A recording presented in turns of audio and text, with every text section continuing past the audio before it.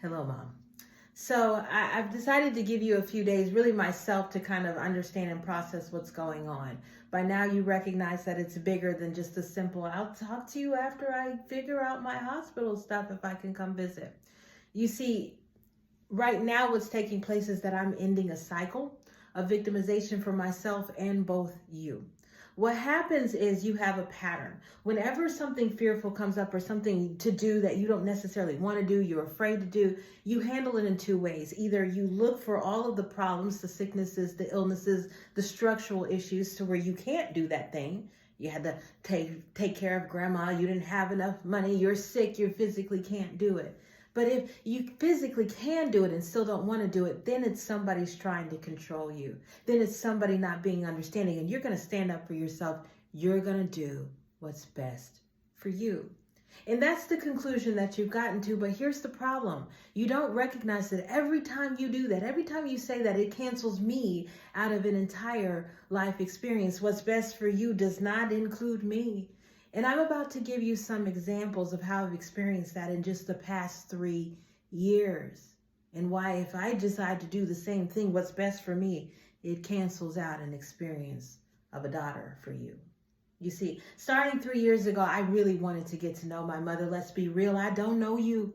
We've never shared any experiences in childhood. We never went anywhere. You didn't show me stuff. You never really embraced being my mother. You were always there, but you were never really here. You know that. However, 3 years ago, I said, I'm going to try to get to know my mom.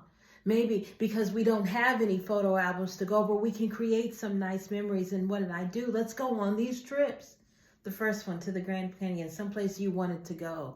We're going to Flagstaff, Arizona. I've gotten all this tour stuff. We got a dinner ready, everything to really have my mom have a good experience. And what happened?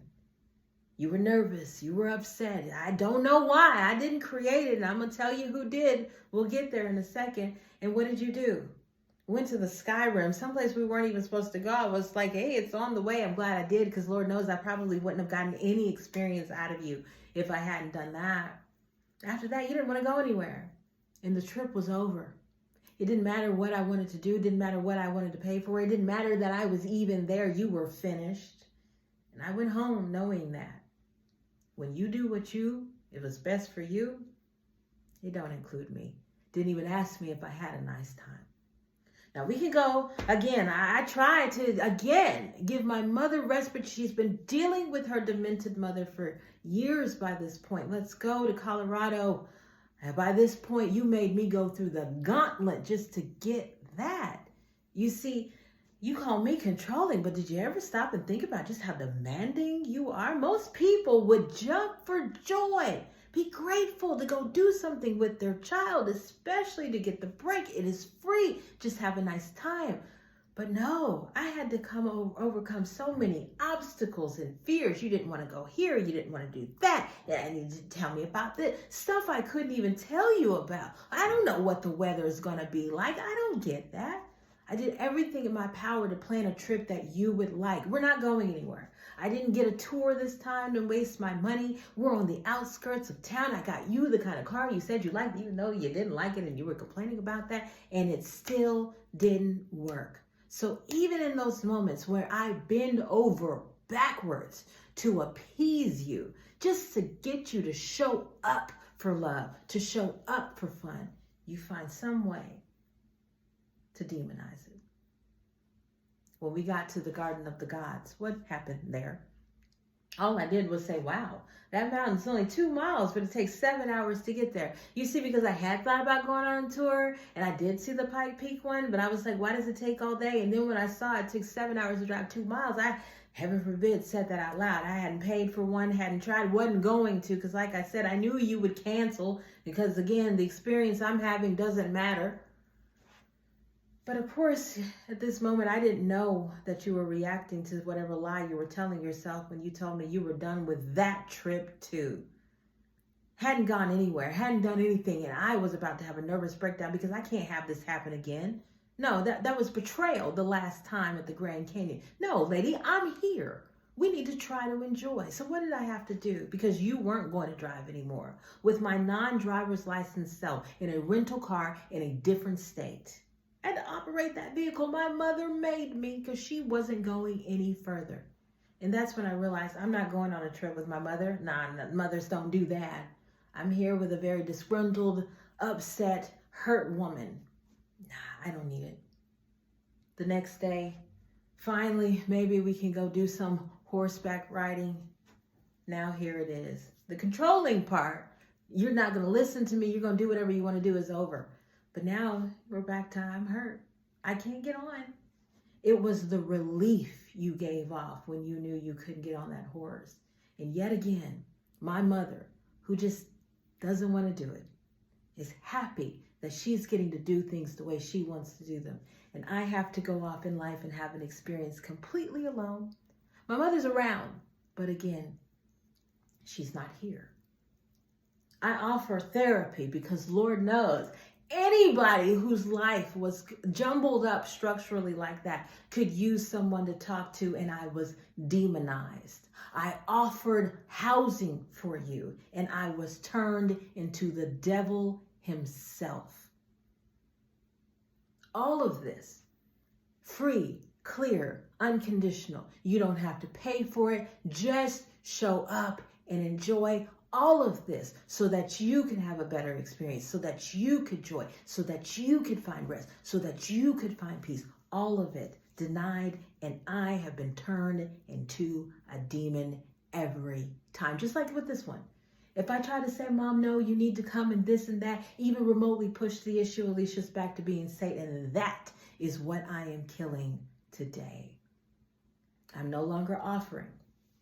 You see, when you sit here and talk to me about the stressfulness of what's going on with this house, I think to myself, didn't I just offer you one last year?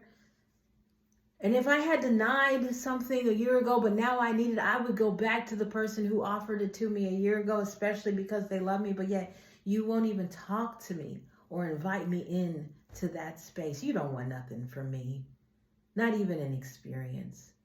I've come to recognize you cannot meet me where I'm at. We're not going on vacations. You're not going to be there at the wedding. You won't show up for when I give birth. You haven't been there for any of the other things anyway. I can't continue to pour into hoping one day you can meet me at the love and the life of where I'm at. I've got to meet you where you are. And where you are is all we can have, is a telephone conversation. That is it. Take away the phone, what you got. You don't even have memories. So, in order for me to do what's right for me, it's not to go out to Oklahoma. And that's where we get to when we only do what's right for us, it cancels other people out of an entire experience. I got no reason to go there. We're going to be real. All those conversations led to people treating me like I'm dirt. People think I hate you. Where did that come from? I'm still waiting on that to this day. Your own self-victimization, but that's not what this video is about. I got a pastor uncle who wouldn't baptize me, another one who wouldn't let me stay at the house. These things came from your conversations. I have not lived in the state of Oklahoma for 15 years now. I didn't even grow up around these people. Where did it come from? It came from you. When it goes back to my aunts and my uncles on my father's side, you told my aunts she doesn't want to be around you, which is why when I grew up to be an adult, they were wondering, what you doing here? Mother, you have made it to where it is, I'm not getting anything from there but tragedy and other people's confusion. And why would I walk myself back into that? It is not good for me to go back in to that kind of traumatic environment and be subjected to a whole bunch of delusions I can do nothing about clearing up. I didn't even go to my own grandmother's funeral. I was, of course, left out of the obituary, the only grandchild that was. But again, Alicia's not here. So what's best for me is to not put myself into that traumatizing situation and go out to visit you in Oklahoma, but that cancels you out of the experience of me. Is it beginning to make sense? On so many occasions, you have done what was good for you, and it's canceled me out of the experience of a mother. And if I turn the tables and I do the same thing for you, you don't get a daughter. Because if you won't fly to Florida and I'm not going to Oklahoma, this is all we got. So I am at the point where I'm no longer offering to do certain things, anything really. I'm not offering the trips. I'm not offering the housing. I'm not offering the structural support. You are a big girl. And if you wanted something from me, you could simply ask. You're not doing that for whatever reasons. Like I say, you need therapy to figure out why this relationship is so broken. But at this point, I am not the one that's created all these problems for you. Like I said, so many of your relationships in love required you to sacrifice, especially that marriage that you were in. It was sacrificing and suffering. They did whatever they wanted and you just had to deal with it. I am not the person that perpetrated that pain on you, and so I'm not going to be punished for it either. I didn't do to you what whoever hurt you did to you, so I'm not going to be treated like I'm the one that you need to stand up to and, get respect from and all that other stuff. I have done nothing more than to try to love you and respect you and honor you, and the dysfunction that you still carry for your trauma is really getting in the way of that. And so every step of the way, you prevent us from actually having a relationship that goes outside of the phone.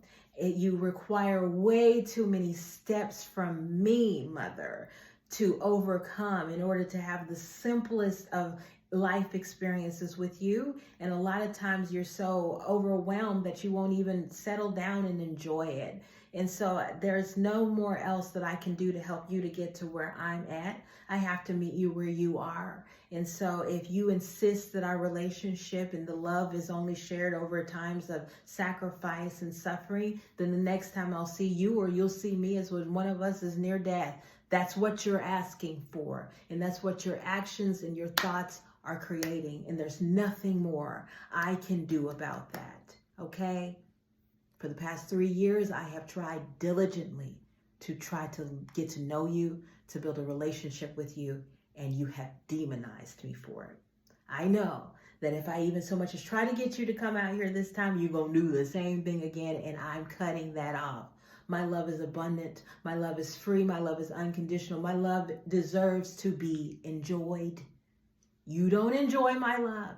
You deny it every opportunity that you get. And as opposed to continuing to put myself in that space of hurt and pain, I'm just not going to. So no more offerings. I will meet you where you are. I'll give you the phone calls that you need. And I have to resolve that maybe this time I don't get that mother figure. You're not doing the things that are going to prolong your life. And I'll tell you this and I'll shut up. I did learn a lot. You see, your stagnancy and getting up and going out and doing has shown me I can't do that. You're going to shorten your life while I'm not going to be able to create it. Got to get my blood pressure under control. Got to get some business stuff worked out, or this apartment thing is it. I can't stay in this space. So even myself, I've got to do better and actually get over some of my fears, identify what I'm doing in a fear response so that I can get the life that I want to. Because my life is not going to be something that I just dream about having better, but never actually show up for it. You're being offered way, way, way, way, way more than you're recognizing. And you're not grateful for it. That's another issue for another day, is the sheer lack of gratitude. When you do get offered good things, there's never this is great. I'm so filled with excitement. There's no gratitude there. But again, that's a different story for another day. Right now, you're stuck in a pattern of you're going to do what's best for you, and that's completely canceled me out of getting a mother. And if I turn on the I'm going to do what's best for me, and now you recognize why I'm not accepted there, it's trauma. It'll cancel you out of the experience of a daughter. Have a blessed day.